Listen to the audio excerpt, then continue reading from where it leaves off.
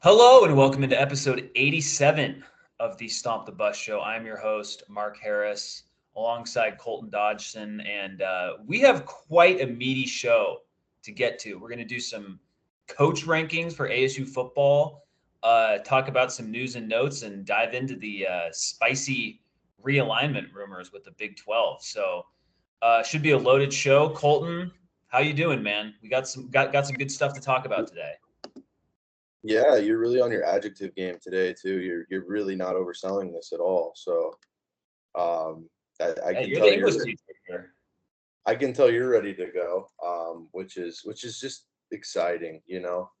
Um, so let's get into it, man. I'm ready to go. All right.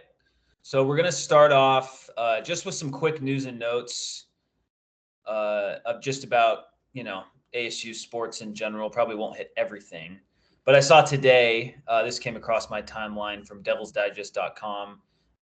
Joson Sinone was officially admitted to ASU yesterday and is qualified academically to play this year after reclassifying from the 2025 to the 2024 class. And yeah, so obviously, five-star shooting guard, um, Josun Sanan, and apparently in this, I don't know, Adidas 3 SSB Rock Hill, just a tournament. He had 30 points in one game, then 37 points on 13 of 20 shooting in the next game. So like, this dude's ready to go. Yeah, yeah, Excited man. about He's a scorer for sure. I also saw that Jaden Quintes just turned Yes. 17, was it? Yep.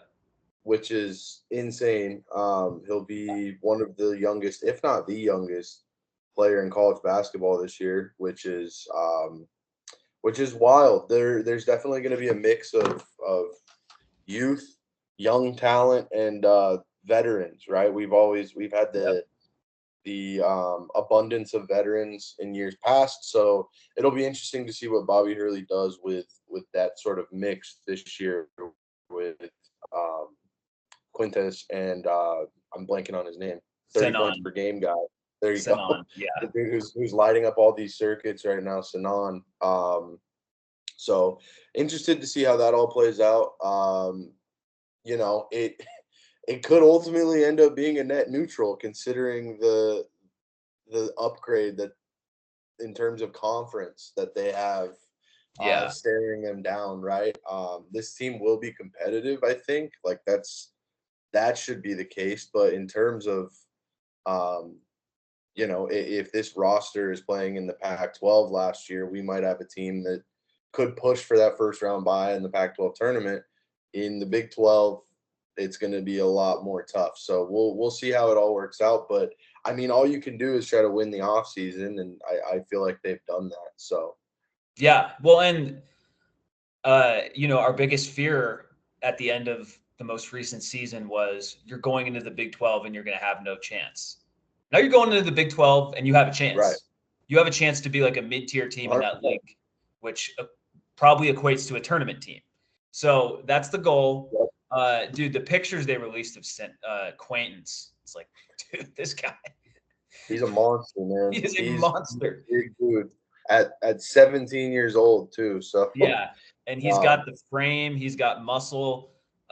He that sounds extremely weird to be talking about this about a minor, but kids well, it is.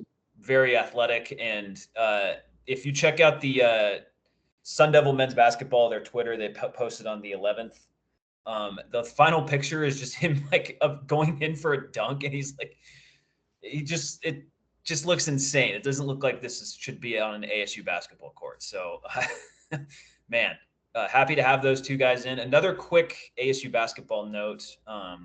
We know they've been filling out their non-conference schedule. This is from July 10th. John Rothstein reports ASU will play Santa Clara on November 8th in Vegas, according to multiple sources. Game will be a doubleheader with UCLA, New Mexico. So that's a little Herb Sendek revenge game.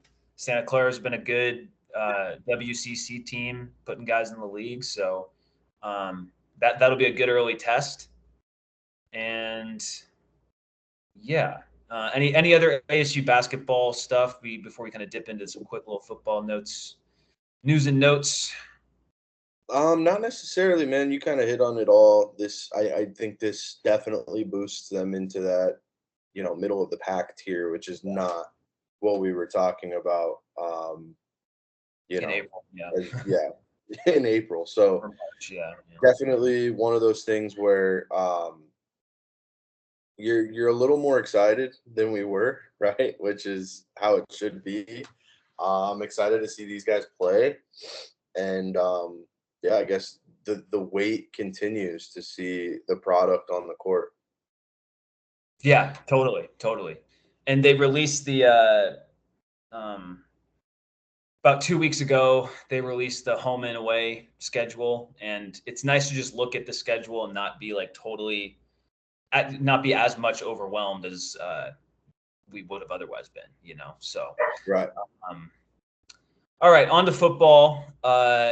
Quick recruiting note: ASU added 3-star defensive lineman Deshaun Morgan to their class. He's from Austin, I believe. He was also recruited by Texas Tech. Not like a huge, uh, super impactful recruit, but adds to their class. They are, I think, 35th in the composite rankings right now. That can change so much with just one commit or decommit anywhere. And then also Isaiah Iosefa, he was named. I think he was named the defensive MVP of practice for the Under Armour, or he was selected to the Under Armour All America game. So good for him. That's a good addition to the class. So good stuff there. And then obviously Big 12 Media Days was earlier this week. There was nothing really concrete that came out about ASU. You had the players react to being picked last in the poll, just kind of this typical like stay on that side of the fence type of thing. So, it's a motivational chip, obviously, and then Dillingham acknowledged it too. Like he said, it was the worst 3-year stretch in ASU football history, which I don't know. That's because that technically includes the 2021 season when they went 8-5. So I know the last 2 years were, obviously that's definitely the worst 2-year stretch in ASU football. But it's funny that he said 3 years. Anywho, I like that he's not like he's accepting and understanding of being picked last, Right. even though we aren't. But No, and I think most people who cover this team are a little apprehensive about that ranking too. But it's one of those things where I feel like ASU might just be a little lost in the shuffle right now, in terms of 4 new teams coming over. How do they sort of fit in with whoever had a vote in this poll, right? I'm sure there weren't a whole lot of outside of Oklahoma State media. There weren't a whole lot of Big 12 media members watching ASU last season or yep, paying attention to their offseason, right? Um, so I think Dillingham's outlook was sort of like, yeah, we should be ranked last. That's a ranking we deserve at this point. And now it's kind of up to us to prove why we shouldn't have been ranked there or change the narrative surrounding the program a little bit, right? That burden falls on them. So now it's on them to kind of prove everybody wrong. I know that's so cliche with the whole bulletin board material thing. And that's kind of how he treated it, which if that motivates your team, that motivates your team. Being picked last probably isn't the best feeling in the world, but it is. I think it's sort of a byproduct of one, most of the media members voting in this poll don't necessarily have ASU under a microscope. They won 3 games last season. I think they didn't really dig into how some of those games went down. They weren't all blowouts. They weren't all Oregon, USC, or not even USC, Oregon, Utah losses, right? yep. So again, it's just with familiarity, and if Dillingham continues to build what it looks like he has been building over the first year and a half. Um, I was gonna say this will be the lowest you ever see them ranked, but you can't really go lower than last. So the benefit is you can only go up from here. Hopefully you don't spend too much time in the basement. But I kind of expected this from any basketball ranking in April when we talked That about will be where really interesting to see, actually, once those. right where they rank for basketball. But it is what it is. It's a coach's poll. It's not going to determine anything on the field, and I think that's the message Dillingham is sending. Is like this. This is not an indictment. This is not an end all be all. This is a bunch of guys voting on something, right? Like Yeah, that's all it is. That just shows you that you don't have the respect yet. So go earn the respect in this brand new league. That, and I'm sure we'll touch on it in a second, is priding itself on parity, right?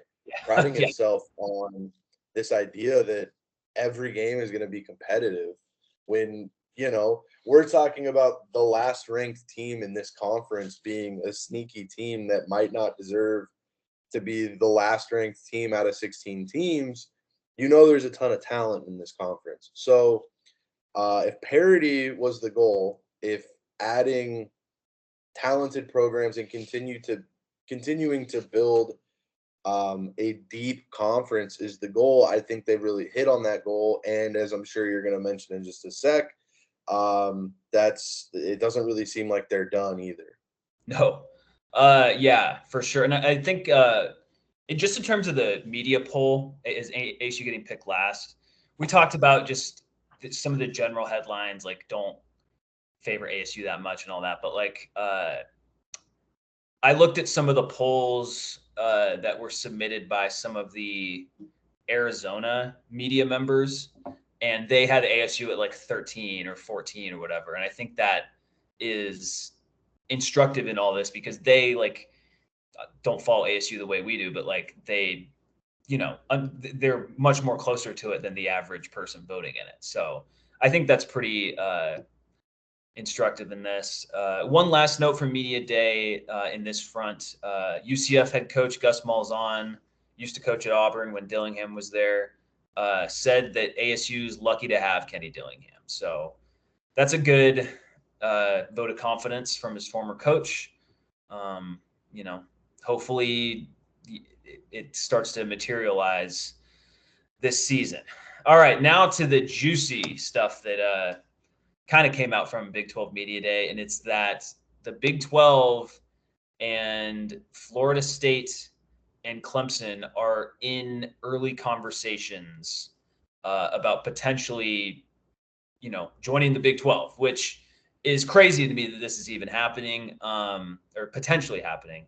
It's reported by Ross Dellinger of Yahoo Sports, and the big quote in there is there is at least early conversation between the Big 12 and those schools about the possibility. Uh, just what are your initial thoughts on if the Big 12 somehow can land those two schools?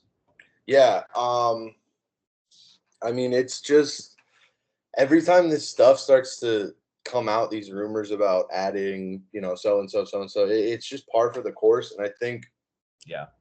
it's pretty indicative that the widespread arms race, not just the arms race on the part of, you know, the Big 12, but I'm sure once the Big 12 adds some schools, other conferences might try to look around.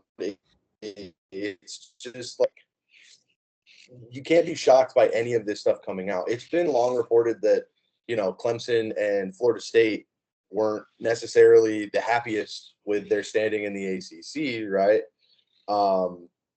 And the Big 12 rolling out this option where they become two of the highest paid schools in the conference, because I did see that too, and I don't remember the specifics, but I know that the framework of this deal gives the Clemson and Florida State a bigger cut of Yeah. whatever the split is going to be, right?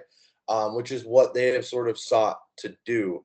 I did see that this kind of goes hand in hand with that private investment Yep. too, which we Yep. discussed. We discussed at length a couple episodes ago. Our fear with that was, would they be able to pay it? But whatever. We covered that. But I mean, if you add brands like Florida State and Clemson to your conference, I don't necessarily think you have to worry about making good on that private investment, right? And I think that makes it now it kind of all makes sense. I would almost think that these Yes. conversations have been going on as long as that private investment, maybe even longer than that private investment has been floated. So it seems like all of this stuff is coming together. And we talked about the parity and the depth of this conference. I think if you add two programs in Clemson and Florida State, you're getting eh, You're getting already legitimate national title right, contenders. right. Specifically, Already, adding that specifically Florida State, in my opinion, because it seems like Clemson's kind of on the down slope with Dabo right now. But I mean, it wasn't that long ago when they were playing in natties and won two, So I would still put them as a national championship contender program. And right now, the Big yeah, 12 just does not have any of those programs. No matter what anyone will try to convince you, like no program. I don't care that TCU made it to the national championship game and looked like an FCS team in the natty. Like they're not. No one. Utah is not a national championship contender. Nobody. But Clemson and Florida State, yes. So anyway, right. So that would be, I think, pretty big for this conference because I mean, depth is going to keep fans like us watching, right? The idea that yes, this parity idea that like, hey, you know, at least until Clemson and Florida State show up, there's a conceivable path in our minds, right? The people who are hyper focused on ASU to maybe making a run at winning the conference in 3 years, whatever, right? Mhm. Hypothetically. And that keeps fans like us watching. Whereas bringing in those blue bloods kind of gets you that larger, like rabid Southern fan base, and I know Clemson's in Carolina, but that fan base from that No, yeah, portion of the country where, um, you're rooting for those national championships. I guess what I'm trying to say is it gives you a more widespread appeal as a conference versus just, oh, hey, these two teams are evenly matched, but you yeah, know they probably won't be contending for much at the end. So I think it would make for the most well-rounded conference in college football off the top of my head if you're adding Clemson and Florida State to a conference that already features, Utah, Kansas State, Kansas, Arizona, some of the teams that are top 25 teams that can contend to win this conference. Kansas State, I think I already said Kansas State, whatever. yeah, You can go down the list, right? But the point being, you have the depth, add the top heavy teams or add the perennial contenders, and you've got a real well-rounded conference with a lot of appeal, I would think. yeah. No, I agree. And so I'm going to say this: like, I don't actually think that Florida State and Clemson will end up in the Big 12. But the fact that I even have to say that is like Yeah, it's way more of a possibility than most, I don't know, people following college football or whatever thought it would be. It is at least on the table now. right. So ultimately, I think this is them trying to uh, use it as like a negotiating ploy to try to get into the Big Ten or the SEC. Because there's been reports that like the SEC doesn't feel like it needs them because it already has schools in Florida and or a school in Florida and a school in South Carolina. Um, and like I honestly like it does make like adding those two does make the SEC a better football conference, but it also like it is kind of just adding a lot of the same of what you already have. Uh, Right. and then the Big Ten. I mean, the I report think is I think money. what? No, sorry, go ahead. I was just gonna say I think money's gonna talk too at the same time. You know what I'm saying? Yeah, for Like sure. if if And if the Big 12 comes out with a Brinks truck for these two schools after they've kind of been like it has you kind of touched on the SEC acting like, hey, we don't really need them. It has kind of felt like those two programs, which have been successful historically and successful recently, Yeah. have sort of felt like the odd programs out a little bit with all of this No, it's true. with all of this realignment and everything like that. So I don't know, maybe pulling out that Brinks truck and bringing them in, depending on that's what it sounds like they're going to try to do is wow them with an offer, right? Yeah. Um, depending Using the on private equity money, which I'm still uncomfortable with the private equity aspect of this, no matter what. But it is much more explainable to me if you're using it to like parlaying the private equity money into attracting FSU and Clemson. And I don't I don't think these Big 12 schools should be like, oh, we need equal revenue sharing. No, like they let them like take what like if they're I'm not even gonna speculate how the money would work, but like if they have more, that's fine. Like in my yeah, opinion, like no, 100%. They yeah, bring the eyes, they bring the appeal. It yeah, makes sense. Like they should have a yeah, bigger cut, and bringing them in. If you're, I think it would make the Big 12 one of the most appealing conferences, if not the most appealing conference to watch for diehard fans, for casual fans. The depth, top and bottom of this conference makes it so much stronger than not only where they're at now or possibly stronger than any other conference. So um I don't know, man. It's interesting. It will all come down to the money, yeah, as everything else has. yeah, So yeah. we'll see how it all goes Well, down. and another attraction. So let's just say like it's not even like a negotiating ploy. Like it's legitimate. Like the Big Ten and SEC just don't want these teams for whatever reason. I think Clemson doesn't have quite the size of the fan base that people might think that it would. Like I think there might be some like TV chart that shows like no, like Iowa as a more attractive TV uh, um, commodity than Clemson. I don't know if that's like true, but like they're not like up there with like Alabama and Michigan. You know, like Yeah. they've just been super successful. Where Florida State is more on like the Alabama, the super high level, or maybe not that high, but closer to that. I mean, if you get those two, I think the private equity would be an uncomfortable risk that is more worth taking if you know that you're going to get those schools. Um, and if you're Florida State and Clemson, the fear, the potential fear of leaving the ACC, like obviously they want to, it's clear they want to leave the ACC, but the fear for them is, okay, you go to the SEC, now you're playing Oklahoma, Texas, Bama, Georgia, LSU, Auburn, Florida, Tennessee, like Big Ten, there's a top six programs in there that are kind of your level, with the three Western schools and the top three in the Big Ten now. And if you go to the Big 12, like if you're Florida State, you come into the Big 12 as the best program in the Big 12. Like, no arguments, no ifs, ands, or buts. And if you're Clemson, you pretty much come as number two. Um, or maybe you think that you're number one because of more recent success. That's a different story. But like there's the appeal of, hey, you can continue to be the big fish in a small pond or whatever. Like, but the difference is you're going to get paid more to do so through this private equity that we've gotten. Um, I'll say this, if Brett Yormark pulls this off, I've been, I don't want to say critical, but just like a little skeptical of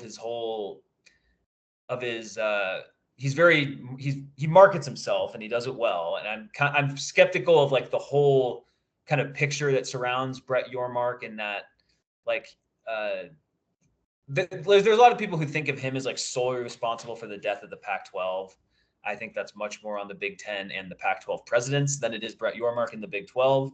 But I'll shut up with all these little, pick criticisms I have of him if they land those two schools, right? Like I mean, that's such a coup. Like for the Big 12, like remember at this point last year, they didn't have the four corner schools in. They had just added, Cincinnati, Houston, UCF and BYU. Like to go from 2 years, maybe it happens next year, like 3 years after adding 3 group of 5 programs, you add 2, semi blue bloods or whatever. Like that's ridiculous to even like, like again, how I started this, like the fact that we're even having this discussion of, hey, like this is a non-zero possibility is crazy to me. So, and I still think it's kind of weird that they just don't have any, or not any appeal, but much less appeal to the SEC and the Big Ten. If I'm at the SEC, I want to have Florida State in my conference. I just think they're a big enough brand, but I don't know. I mean, it is adding new states when they added Oklahoma. I guess they already had Texas A&M, but I mean, Texas is just such a behemoth. So it's just crazy. It's crazy that this is even happening, but I do think that it does seem like the Big 12 will end up with some schools from the ACC. Like it does seem like North Carolina State and Virginia Tech are very realistic possibilities to end up in the Big 12. And those are kind of schools that like fit with the Big 12. Like they're kind of the mid-tier schools that can pop. Virginia Tech, good fan base. North Carolina State is they're just a solid program. They're just a solid Power 5 program. And then, who knows, maybe you get Miami and Louisville. That's the other thing. Like Miami, you haven't heard a lot of Miami talk in terms of like the Big Ten or the SEC. So like they might have to go to the Big 12. And like Miami, the U is not as prominent as it once was, but it would still be cool to have them. So Colton, do you know who MHVR3 is on Twitter?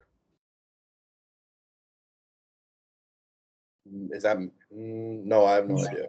It is a anonymous account who was fairly accurate with a lot of the Pac-12 stuff last year. Okay. This guy has 31,000 followers now. Wait, tell me the name again? It's at MHVER3. And there's a lot of interesting stuff on here. I don't believe all of it, but I do think he is credible enough. His bio is not a member of the media or paid by any consulting firm, just a guy with connections that shares what he hears, West Virginia guy. So we had a thread last night that I'm going to read from his Twitter page. If you've been following me for the last year, then you already knew BY's main targets were FSU Clemson. Ross Dellinger is only reporting it now because talks have ramped up. I'd say we're at the same point now that we were with Colorado and Arizona back in the summer of 2022. So this is the summer. This is shortly after the LA schools left the Pac-12. Next post. There's no imminent announcement coming, but what I was told, Big Ten doesn't have the votes to invite them, but does have the votes to add UNC/UVA/Notre Dame and/or Duke. SEC has no interest in expanding. Big 12 private equity deal is paused, awaiting what could be a huge boost in perceived worth, making that 20% stake much more lucrative. Makes sense if you add Florida State and Clemson. Big 12 has no shot at Notre Dame. That's not surprising at all. If FSU and Clemson do come aboard, then look for NC State and Virginia Tech to be coming with them. So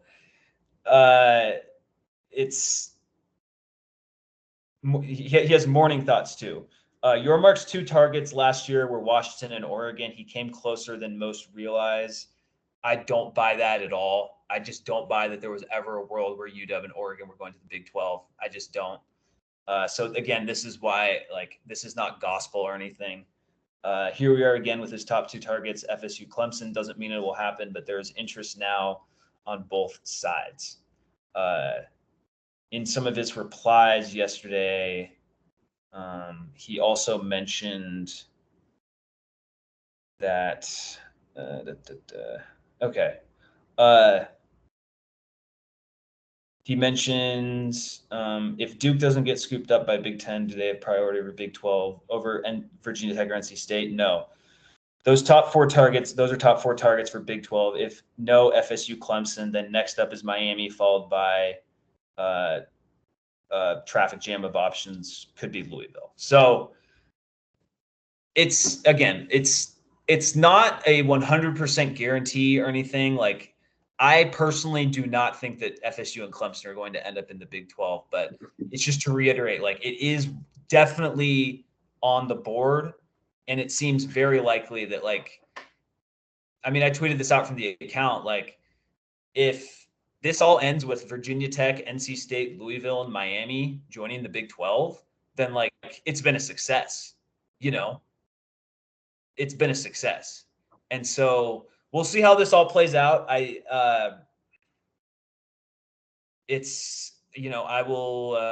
I'll be totally on Team Yormark if they can add FSU and Clemson. That's for sure. What are your thoughts on kind of the little spiel I just read off from Twitter? Yeah, I was reading through it too. Guy seems pretty well connected. Obviously, He was kind of at the forefront. What stood out was maybe the timeline, because if he is saying that they're kind of at the Colorado, Arizona mark of 2022, that means that this probably doesn't get done until, after this season. Oh, yeah. So we're looking at, like, Clemson and FSU, should they join, not even joining for another 2 or 3 years, right? It depends on when the ACC falls apart, Well, they would have to finish this season, right? They probably wouldn't agree to it. I'm just trying to think of, like, the timeline of everything else. ASU agreed to leave and then played their season in the Pac-12, right? So, like, all the schools that have jumped ship have usually done it after a season or after a couple of seasons in the case of Oklahoma and Texas. So it obviously, nobody was anticipating that happening this season, but you kind of wanted to move quickly because that's what's been happening in the world of college football. Doesn't sound like anything is imminent. I guess that's the thing that stood out to me. Yeah. So when they do ultimately join, should they join, it's just a matter of, where we're at in the timeline, I guess. For sure. Yeah, it's who knows when the timeline's going to be. There have been I've seen national talking heads. Josh Pate is a pretty notable guy, and he's been tweeting out kind of a, like, drip emoji that, like, ACC death clock or something. So, like, it does feel like it's just a repeat of what happened with the Pac-12 in recent years.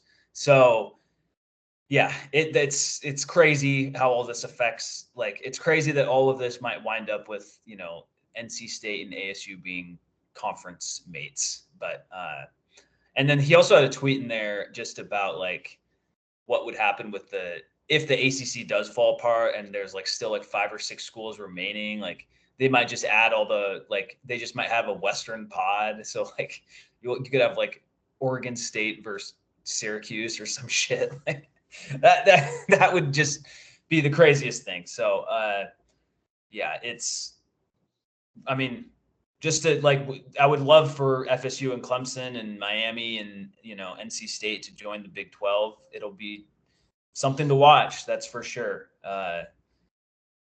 These little news driblets just, they keep me coming back. So any kind of final thoughts on that realignment before we get into some ASU head coach rankings? I mean, not really, man. Just something we'll continue to keep our eye on, like we have been. It's a continuous storyline, so we'll just keep monitoring it. For sure. And I've heard this point talked about, like, it's glad to just not be so stressed about, like, the conference leadership just has its head up its ass or is just trying to outthink the room, like the Pac-12. Like, it's clear that Yormark's a huge sports fan too, clearly. I mean, so that's what's really nice. It's just not having to worry about, I don't even know what it would be with the Pac-12. I don't want to think about it, but like just not having to worry about your conference is going to die or whatever. Like I really feel sorry for like a Georgia Tech fan right now, or Boston College fan, or maybe a Pitt fan or something, like, because that's not a place you want to be. But such is life in this new world of college athletics. All right, well, we're gonna look back at the old world of college athletics, specifically Arizona State. So I thought it would be interesting to rank the ASU football coaches that have come after Frank Kush. All of these coaches have coached in the Pac-12. Frank Kush coached 2 years in the Pac-12. Those being, I think, 70. Let's see here. Those being 78 and 79. And then this is a kind of a clean slate. It starts with Darryl Rogers in 1980 coaching the Sun Devils. And there are 9 total coaches, including Rogers, since then, down to Dillingham right now. So what we're going to do is we are going to rank those coaches 9 through 1. And I'm telling everyone right now who's listening, there's going to be a ton of splitting hairs, because there are a few of these coaches that have very identical accomplishments / resumes at ASU. And another thing that I'll just have to acknowledge is that Colton and we only have experience watching 3 of these coaches. We only have experience with Graham, Edwards, and Dillingham. And everyone else, we weren't there. For some of them, we weren't even born yet. So, like, we're doing our best with the information that's on Wikipedia, that's on Winsipedia. Like, so that's just a giant grain of salt that you have to take this ranking with. So just be mindful of that. I'm going to share the tier maker screen real quick, and then kind of dive into some general overview thoughts. Right here. Okay. So Colton, can you see? Can you see the tier? Yeah, I just Okay. can't see the top part. Oh yeah, no. So. Oh, you just scroll. Okay, that's fine. It's just too. Yeah, it's just too. There's 9 spots, so it's just too big. Best ASU football coaches since Frank Kush tier list.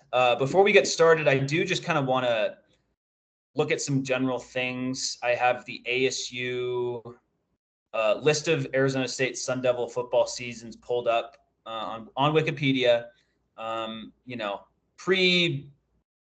Pre World War II, I don't really care about, Aaron McCreary or Ted Shipke, Dixie Howell. Dixie Howell did have 2 pretty good seasons in 39 and 40. So we're not going to get into all that. Frank Kush takes over in 1958, has some really good seasons. In fact, the 1975 season is probably the best in Arizona State history. They go 12-0. Win the Fiesta Bowl over Nebraska, finish number 2 in the country and the only undefeated team that season. There's actually a decent chunk of fans that want us to claim that national championship. I would be okay with it. It would make us look embarrassing for like going back 50 years to claim a natty, but people would forget about like. It would. Like, if I were a U of A fan and I saw ASU was claiming the 1975 natty, I would make fun of them. But eventually, like, that headline would fade and it would just remain ASU as the shared 1975 national championship. So, Graham Rossini, if you're listening, something to consider. And so just first of all, looking at Frank Kush's record. I don't have I just have the seasons lined up, but once you got it rolling in the 70s, man, I mean, there's a reason why he's not on this list. well, there's two reasons. One, he coached in the WAC, and two, it's just he's clearly the best coach in ASU history, and there's no debating it. You just look at this run here.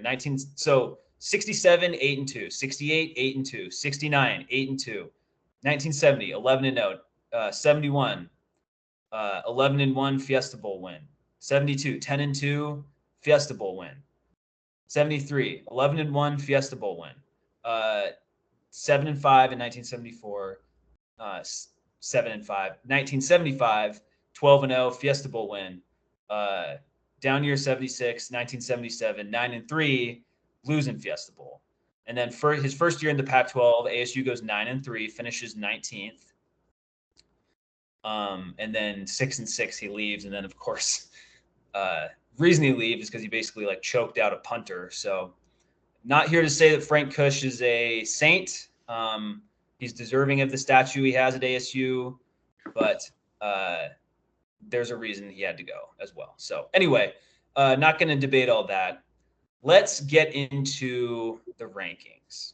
So when you go through these wins and losses by year, we've referenced that these last 2 years have been the worst in, modern ASU football history. And, the standings back it up. There's only one 3-win season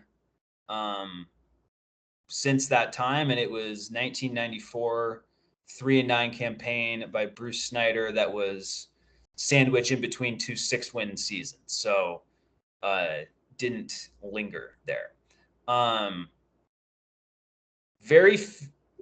Almost everyone finished ranked at least once. 3 coaches haven't, including our first nominee. And I think I'm going to have to do it. I think Dillingham has to be last in this list. Just it's unfair. But he's 3-9 overall, and this last season was what it was. Like if we're doing this, we either have to rank Kenny last or we just don't rank him at all. Yeah, I think the sample size is against him here. I don't know. I'm trying to look at others. So we have every coach after Kush on this list, right? Yes. Okay. Yeah, he's only got 3 wins. Because everyone else, even though they may not have had a great tenure, they at least had some okay. I almost feel like we shouldn't rank him. You don't think we should rank him? I almost feel like we shouldn't rank him.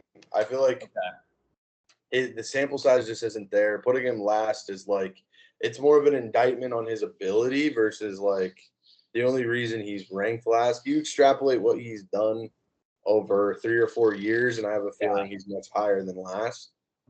So yeah, let's just leave him out of this one. Here's what I'm going to do. I'm going to put him at number 9/incomplete. There you go. Put incomplete. That works. Incomplete. Okay. I'll just take out the number 9. So Dillingham, you're in the incomplete. Now we go to number 8. Herm Edwards is still on this list. So that is a important thing to look at, but he is not the 8th coach in this list, in my opinion. To me, it's Larry Marmie, who I didn't even know existed before doing the research for this. Coached 4 years at ASU from 88 to 91. He went 6-5, 6-4-1, 4-7, and 6-5. Just unremarkable. I'm good with that. Very average. There's nothing I could find. I found one picture of him online. This black and white one. So 1 conference tie. It's gotta matter for something, right? Yeah. Well, yeah, that's true. When you look at this, there's a lot of ties. A lot of ties on here. So, but he did have 16 conference losses compared to 12 conference wins, 22 wins to 21 losses. Yeah, I think he's pretty comfortably number 8. Yeah, I agree. All right. I think we got it. So I'll say this. I'm not doing this in terms of your total winning percentage. Because to me, I care more about having a peak, like memorable season.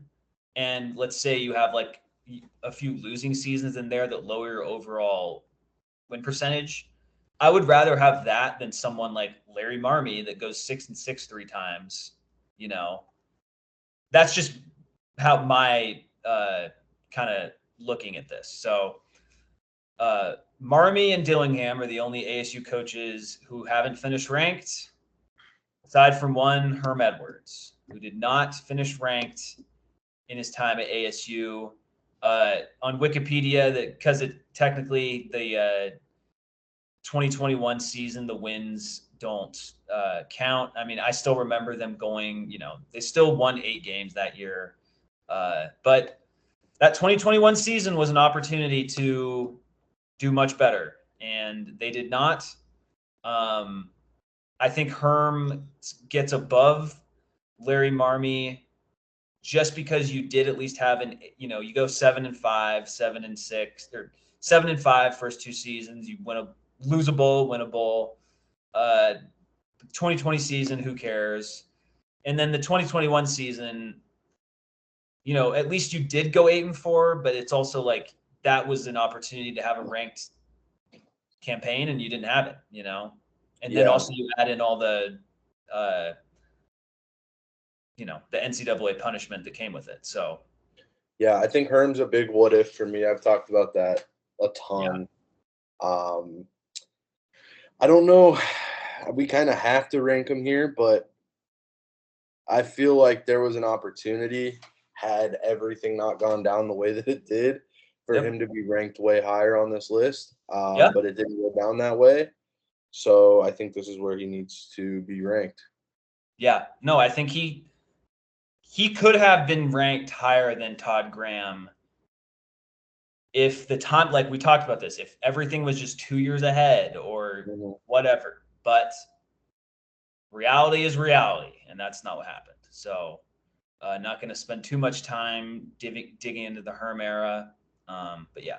So now we get to an interesting crossroads. So here's who it's not going to be. It's not going to be Darryl Rogers. It's not going to be John Cooper. It's not going to be Bruce Snyder, and it's not going to be Todd Graham. Those are the top 4 in some order. Right. This leaves us with Dirk Cutter, who had he goes 4-7, 8-6, 5-7, 9-3, 7-5, 7-6, and then his the person who replaced him, Dennis Erickson, who went 10-3, 5-7, 4-8, 6-6, 6-7. I think I went into this thinking I would rank Cutter higher than Erickson, but I think I have to go Cutter here because Erickson at least has the 2007 season in his back pocket where they finished tied first for the conference. Now, it wasn't an outright conference title. This is before a title game, so they probably would have finished second. But if you look in the record books, like it shows the last time ASU won a conference title was in 2007 under Erickson. So that for me is why I have to put Dirk Cutter 6th. I don't think you look at Dirk Cutter's record at ASU. He was not a disaster by any means. They had Terrell Suggs under him. Zach Miller was a really good tight end. I think Todd Heap was on some of those teams. So like there were some good players. They had good offenses. And in 2004, they go 9-3, finish 19th in the AP poll. That is a good season for ASU, 100%. But he also never finished higher than 3rd in the conference standings. So do you have an issue with Cutter or Erickson? No, I was kind of split on those two as well. I do think that that share of the conference championship was the difference for me. If we're talking about, like making an impression, having one big time season, I think Erickson gets that nod over Cutter, although Cutter had the 9-3 year. Yeah, I'm good. And then Cutter obviously much worse in the conference, obviously had more time, but Yeah, I'm good with Erickson. I think Cutter needs to be, or I'm sorry, Cutter here, and then Erickson directly after him is what I would think Yeah, would be the ranking if for we're that close on them. yeah. Well, and I'm looking at the season that ASU finished 19th overall with Cutter. I'm looking at their win loss. They beat the crap out of UTEP. They beat Northwestern and Iowa in the non-con. Good start. Beat Oregon State. Beat Oregon on the road. So you're 5-0. Okay. And then you play USC in the Coliseum and you get your butt kicked 45-7. But this is peak USC that we're talking about. So I don't care that you got blown out by Pete Carroll USC when they were at their height. That's fine. Then you go home, you beat UCLA at home. You go at California, you lose 27-0. But again, that was a California team that went 10-2. That's like the highest Cal has ever been as a program. So I kind of don't like, that's not that bad of a loss to me. You go home and you beat Stanford, you beat Washington State in Tempe, but then you go to Arizona and you lose 34-27. And that to an Arizona team that finished 3-8. And honestly, that loss, that 2004 Territorial Cup loss, is probably the difference in Cutter being ahead of Erickson. But that's a bad loss. That's a loss that kept you from going 10-2. If you go 10-2, you're in a better bowl game. You have a 10-win season under your belt, right? Like it sometimes the margins just do come down to that, and like that's what happened. I honestly, I kind of, it's tough to hold that against him, but like that's a bad loss, man. Looking back, like I'm glad I didn't have to experience that as a fan. Losing to having a good, you think about if ASU this year was 9-2 heading into the Territorial Cup, and Arizona is just bad. Maybe it'll be the reverse scenario this year, but you lose to Arizona and you go 9-3 instead of going 10-2. Like that's a brutal loss.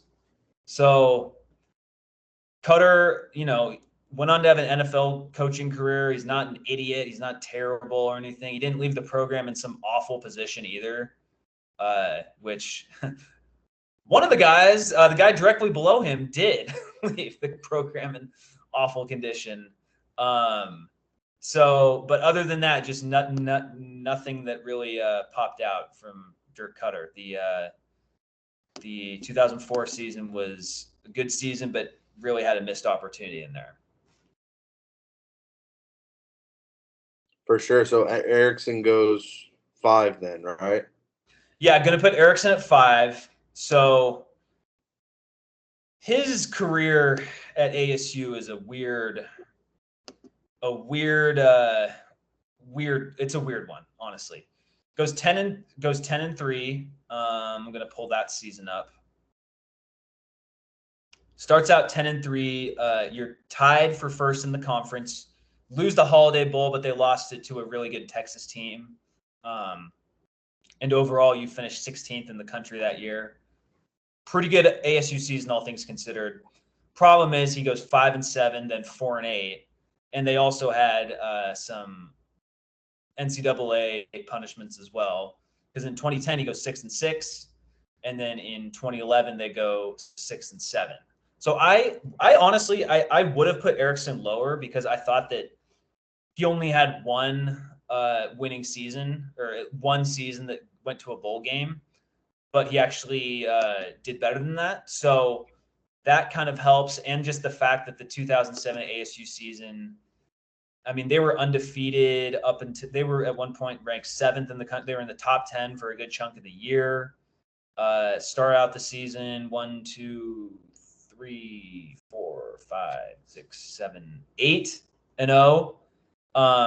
Really impressive. They go on the road. They lose at number 4 Oregon. Okay. And they lose at home to USC. That's a tough one. Beat Arizona, and then they lose to Texas in the Holiday Bowl.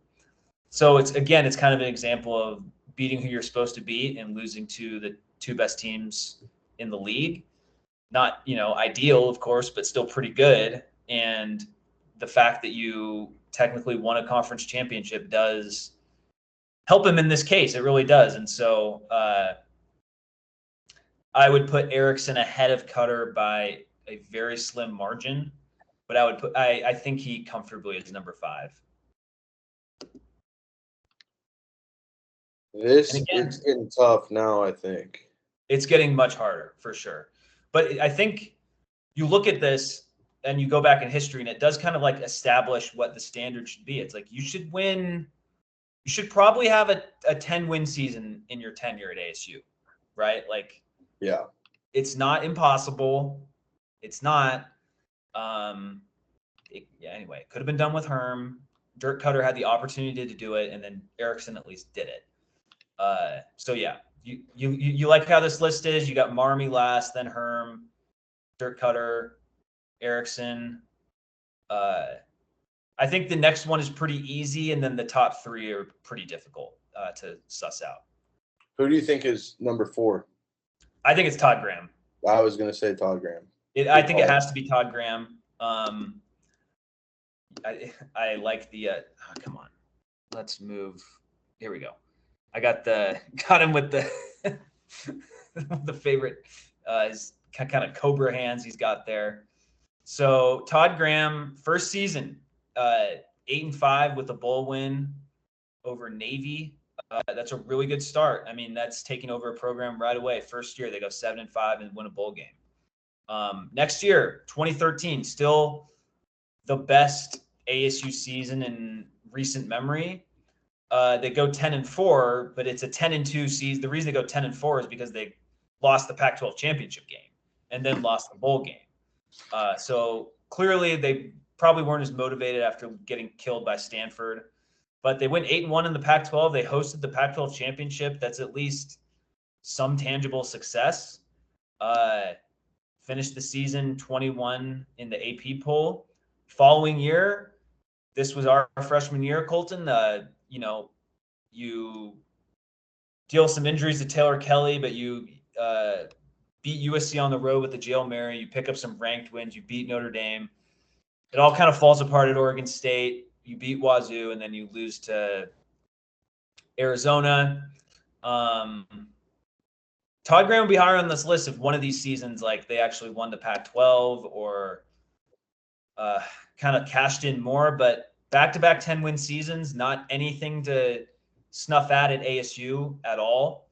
And then they beat Duke in the Sun Bowl, finished the season 12th in the AP poll. Then you look at the next 3 years of Todd Graham's tenure, and this is what really keeps him from being higher. Remember that 2015 season, the year? Yeah, that one opened in Houston, right? Yeah. You were there, right? Yeah, Kyler Murray, Christian Kirk. It was pretty crazy. Yeah. And this season really was the beginning of the end for Todd Graham. Defense got lit up like a dry Arizona wilderness in the summer. like got lit up. They were lucky to get to a bowl game, go 6-7. That was just a tough year as a fan because there were real expectations entering that year. That Kirk Herbstreit picked us to go to the college football playoff. Mm-hmm. And it was like slightly going out on a limb, because the big key was they had Bercovici, and everyone's like, oh, they're bringing back Bercovici. They're bringing back enough talent. And the offense wasn't terrible, but defense was just really bad. And it only got worse in 2016. That season ended with U of A just running for like 350 yards on us in the Territorial Cup. I was a State Press sports columnist at the time and wrote a column after that game pretty much advocating for Todd Graham to be fired. Didn't happen that year.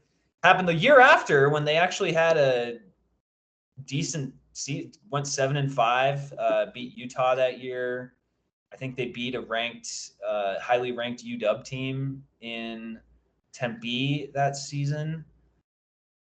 Yep, beat number 5 Washington 13-7. That was the catch to CJ French Love from Manny Wilkins. That was like not really supposed to go to him, but he still caught it to clinch the game. That game was ridiculous. UW missed like 2 chip shot field goals as part of that.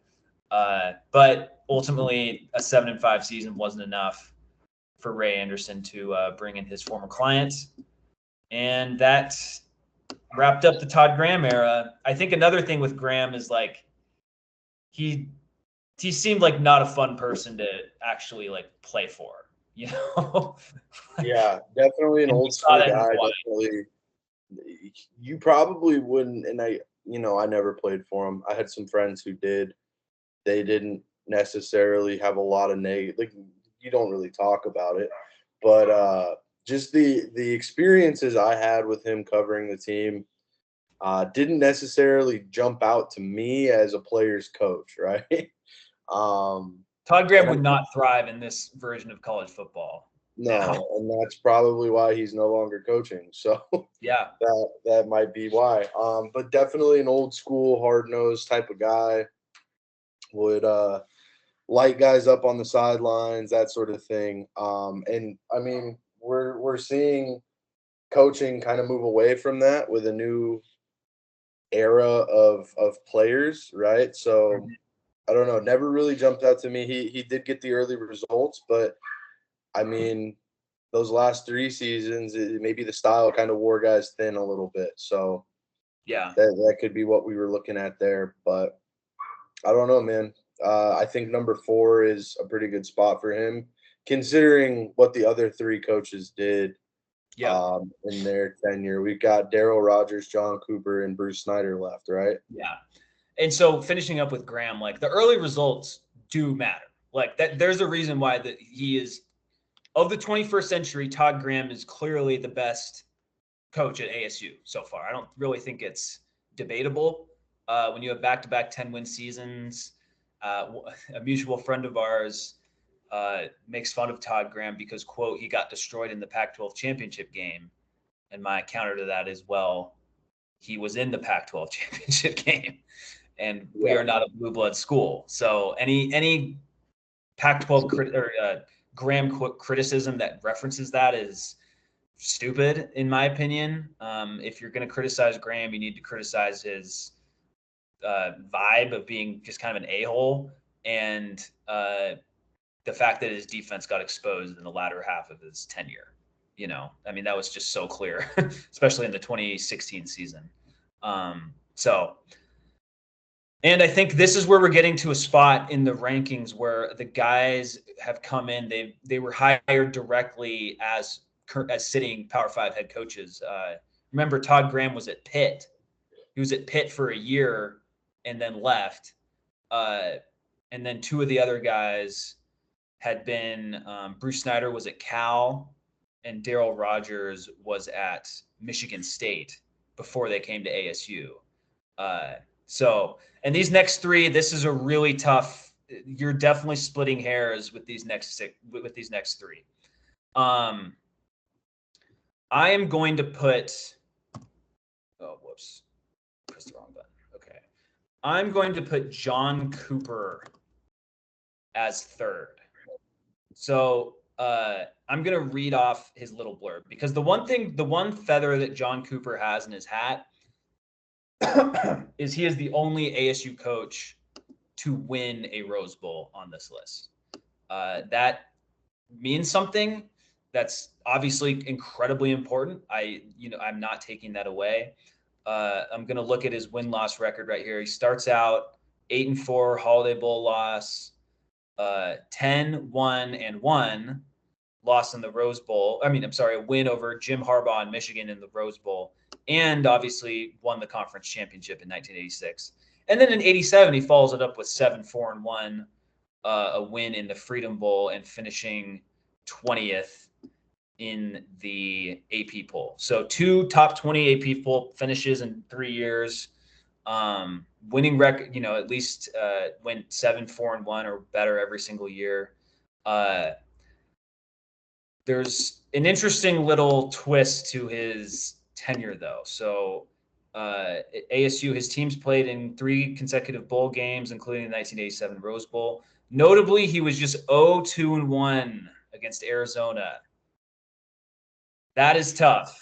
That is tough. That's sort of his MO as a head coach. The same thing happened when Yes. he went to Ohio State. He couldn't Yes. beat Michigan.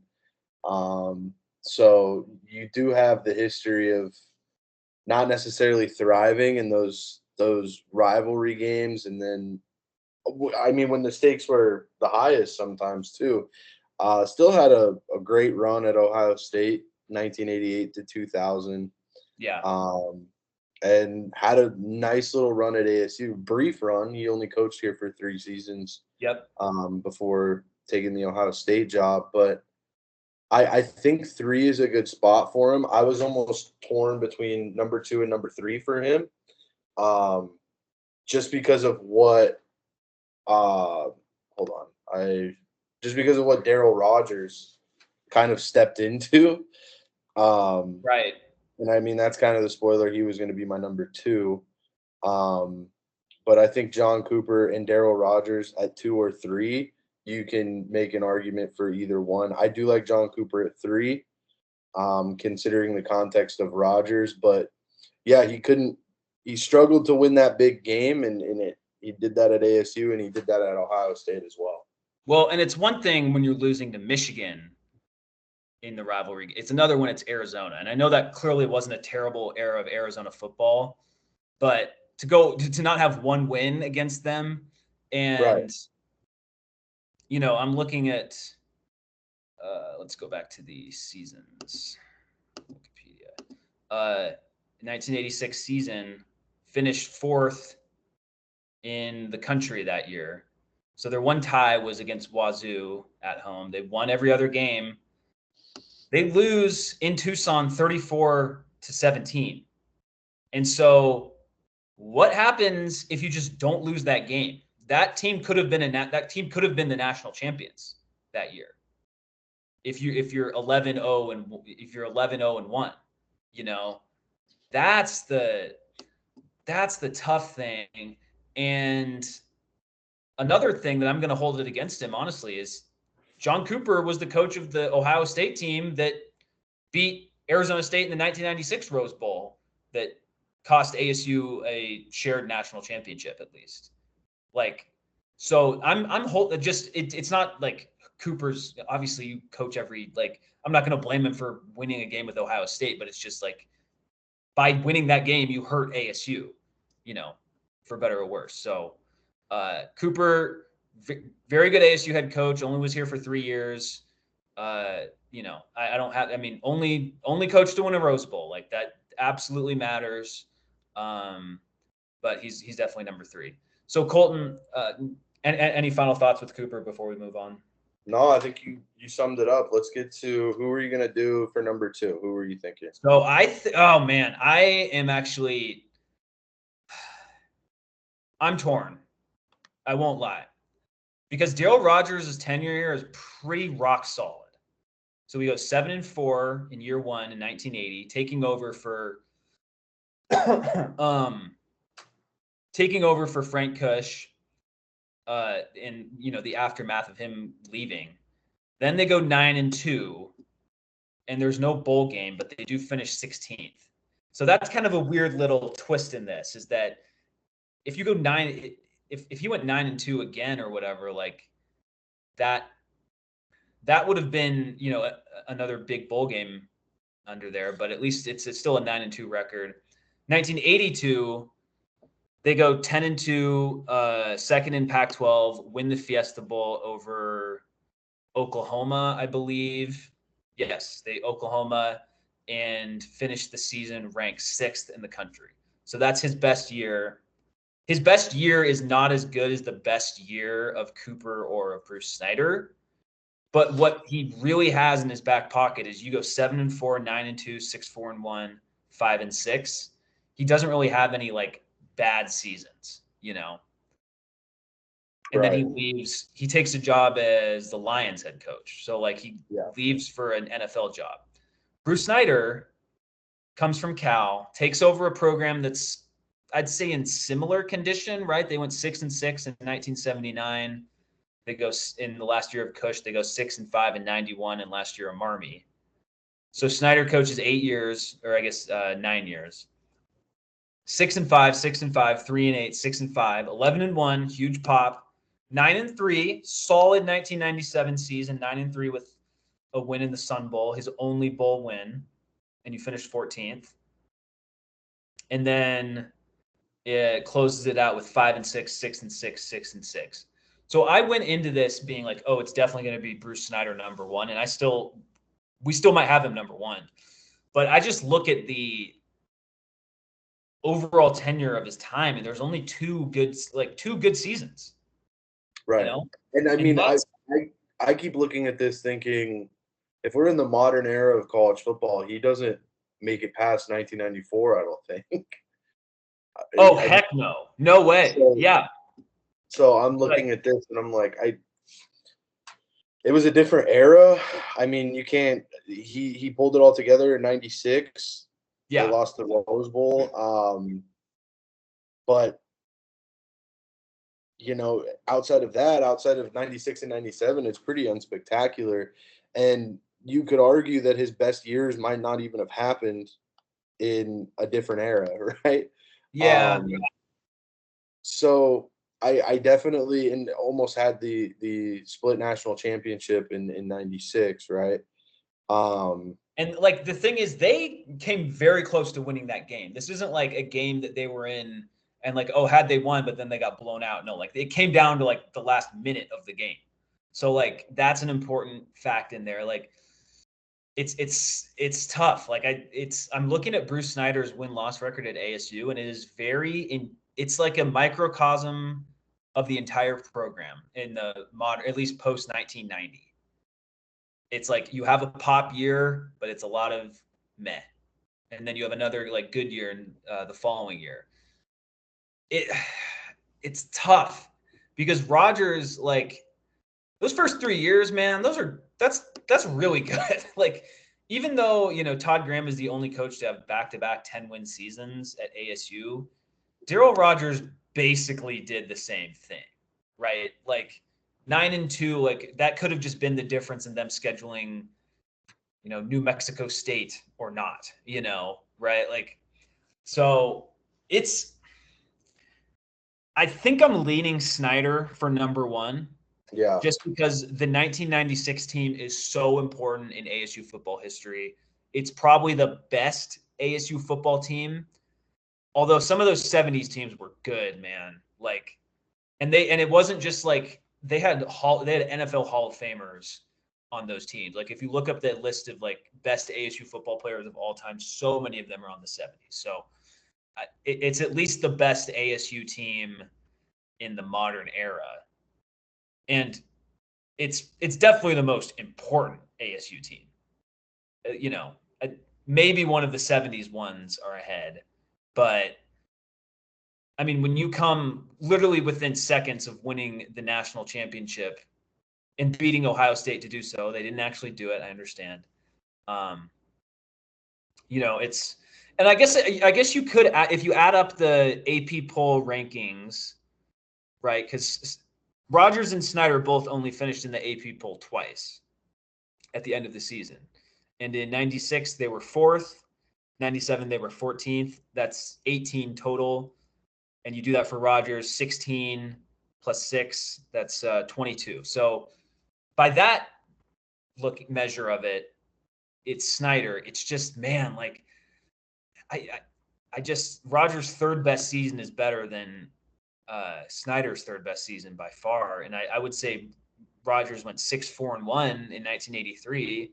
And so like Rodgers has 4 seasons that were Rodgers has 4 really good seasons and Snyder only has 2, So it's just it's tough, and the ties make this confusing as well, because that really junks up the records. But I think I think now that we've talked this out, I think you got to go Snyder number one, right? I agree. He was the coach of, the best. You said it, the Yeah, best team that ASU's had maybe ever, right?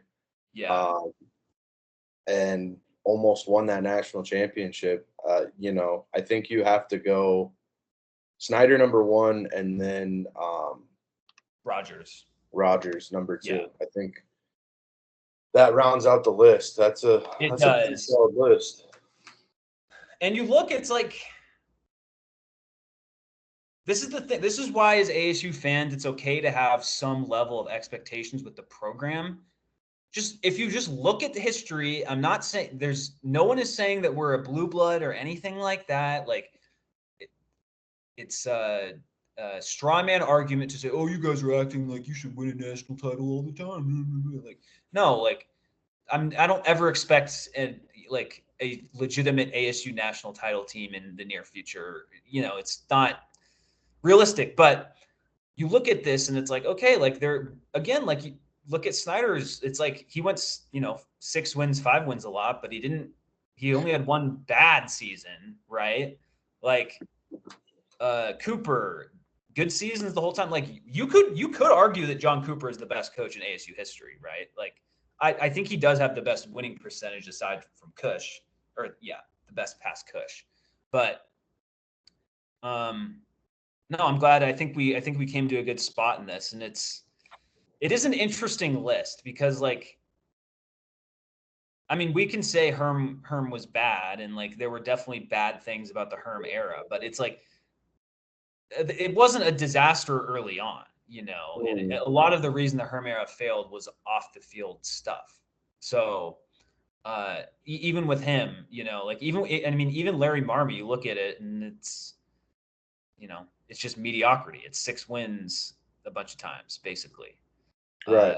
so it's a very ASU football like list. a lot of mid seasons, and then a few like good seasons that like aren't quite as good as they could have been, but they're still good seasons overall. A lot of it seems like blips on the radar. Like Yeah. nothing is ever necessarily sustained, but Oh, the possibility for something like that to happen exists, and it has existed throughout history. I think I'm a huge proponent that that 2020 team could have done something special, yeah. right? We could have seen that again. We saw it with Todd Graham taking a team to the Pac-12 championship. You can go down the list. Like these blips do happen, and that's why I'm thinking moving forward. Hopefully, it's not a blip the next time. Hopefully, there's some level of sustainability to whatever they do, and I think that's why what Dillingham is doing is exciting because he's preaching that sustainability. He's preaching the foundation, preaching all of these things. So the hope is it's not necessarily a blip the next time something like this happens. At least some level of sustainability is in place as they move forward. So yeah, again, some good years, some bad years, but I think this is pretty. I can't really argue with any of these. Yeah, for sure. Um, it is a good little list to just kind of just see where everything like has shaken out. And another thing, look, like a lot of these coaches came from sitting power X school jobs, right? Graham from Pitt, Bruce Snyder was from Cal, Rogers was from Michigan State, right? Like, and that's not to say that like we need to fire Dillingham and go hire the coach of Indiana or whatever. Like that's not my point, but it's just like people have looked at ASU and been like, oh, this is a better spot to be in than where I am now, even though we're at the same level of competition. So it's a very ASU type list, but I guess it's like it is nice that you can at least see like, oh, there's a 10-win season, there's a 10-win season, there's a 9-3, um, it does show that like where we're at is it really is the worst that it's ever been. you know. And I think For because sure. there's some Yeah. fans that want to be like, oh, we've always like, what did the sanctions even do to ASU anyway? Like, it's like, well, like I get that being 6-6 and 3-9, like ultimately you're still irrelevant if you're 6-6, but it's better than being bad, right? I'd rather be irrelevant and like average than irrelevant and bad. So, um, yeah. Anyway, this was a good list. I'll share the ranking on the Stomp the Bus Twitter page when we post it, which will probably be sometime on Friday night, the 12th. But yeah, Colton, anything you want to add? Nope, not really. I think we covered it all. Yeah. All right. Well, soon we'll be getting some of those 10-win seasons will come from a win over Clemson and FSU, God willing. So thanks for listening in. Please like and subscribe on YouTube. Please rate and review on your podcast app of choice. And also remember, we're part of the College Huddle podcast network. Please follow College Huddle on Twitter, Facebook, YouTube, Instagram. A lot of great podcasts doing great work on that site, better work than we do for the most part. So we'll continue to come at you this summer with the ASU sports stuff. I mean, with the way the realignment cycle is churning, it seems like we could have some more realignment stuff to talk about in the future. So yeah. All right. Well, that'll be it for this show. Thank you for watching. And as always, go Sun Devils.